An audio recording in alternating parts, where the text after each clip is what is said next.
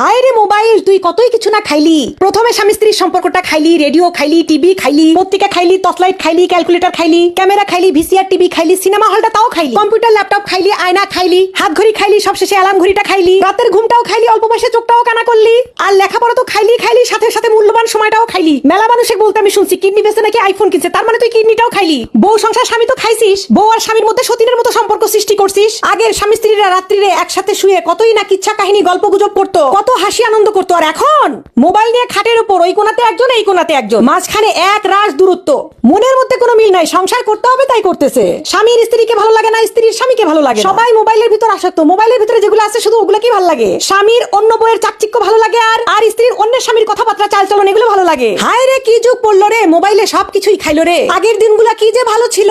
আগে স্বামী স্ত্রীর সম্পর্ক দেখলে বুক ভরে যেত। আমাদের নানি দাদিরা যে আছে তাদের ভালোবাসা দেখলে এখনো মনটা ভরে যায়। আর আমাদের মধ্যে খালি মারামারি ফাটা